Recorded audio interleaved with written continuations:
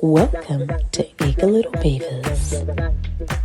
All things parenting, the behaviours that often get misunderstood. My role as a behaviour support practitioner, the term is called Pathological Demand Avoidance, also known as PDA. And I'll be very honest, talk about it openly. Now, what exactly is PDA? Here are the 5 common misconceptions about PDA. The fantasy removes the pressure, and it honestly feels like a game. If we do things before they are actually a demand, I'm truly finding this course on PDA so eye-opening, but it works.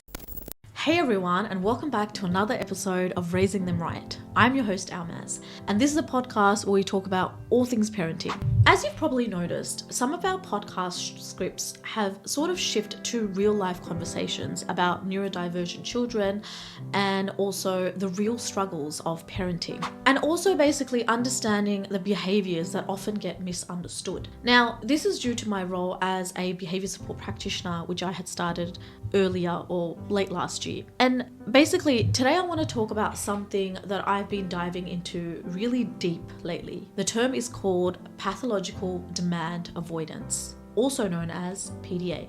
I'm currently doing a really professional course on PDA because so many of my families and the clients that I support through my work as a behavior support practitioner are either showing traits of PDA or have a formal profile that includes it. And I'll be very honest, before this, I'd only heard about PDA in bits and pieces, but I realized just how misunderstood it is and how important it is to talk about it openly.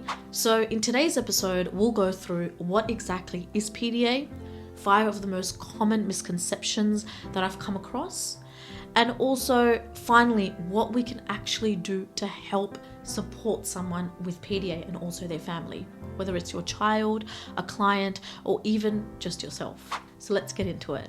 Now, what exactly is PDA? PDA is called Pathological Demand Avoidance, referring to an intense resistance to everyday demands. And it's not necessarily because someone's being difficult, but because their nervous system actually reacts as though their autonomy is being threatened. Now, this isn't exactly about not wanting to do something. It's about the request itself. No matter how gentle, it can actually trigger a full-blown stress response, fight, flight, or freeze, especially on those with autism or other forms of neurodivergence. I like to think of it as the brain saying, nope, you don't get to choose what I want to do.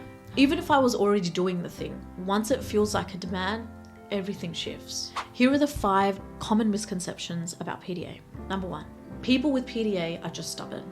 Now that honestly is so unfair to people who do have PDA. It's not about defiance.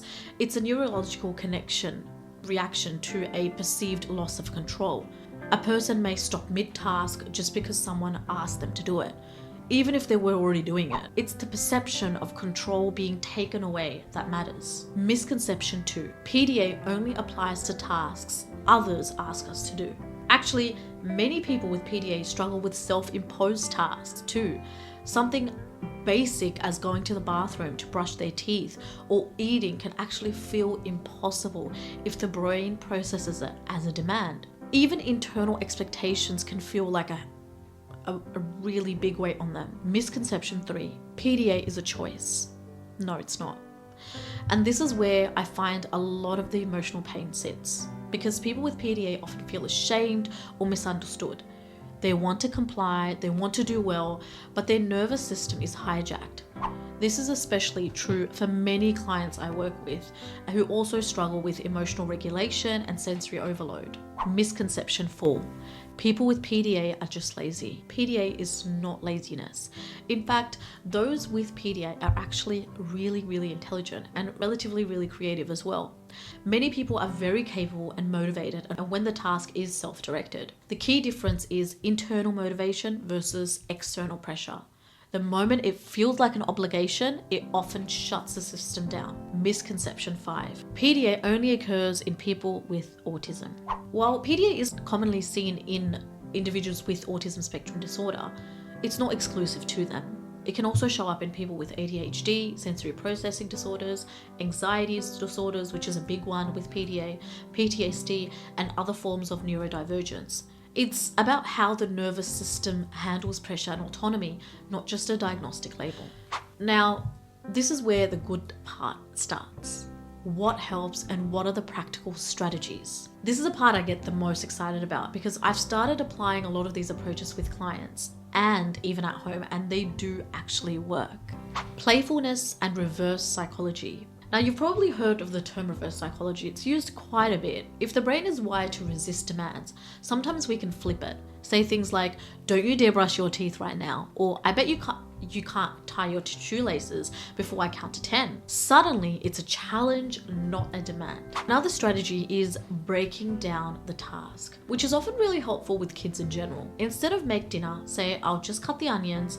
Breaking things down into micro steps give them this sense of control and progress. Another great strategy is role play. Now, I recommend this especially with children. Create a character, a costume, a mission. One of my clients with PDA only tidies up when he's pretending to be a secret agent scanning the room for invisible objects. The fantasy removes the pressure and it honestly feels like a game.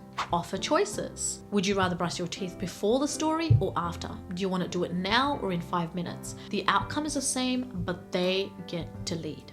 Do it before it becomes urgent. If we do things before they are actually a demand, like tidying before it's a mess, it reduces that sense of pressure and that panic later, and also just that level of that sense of agency.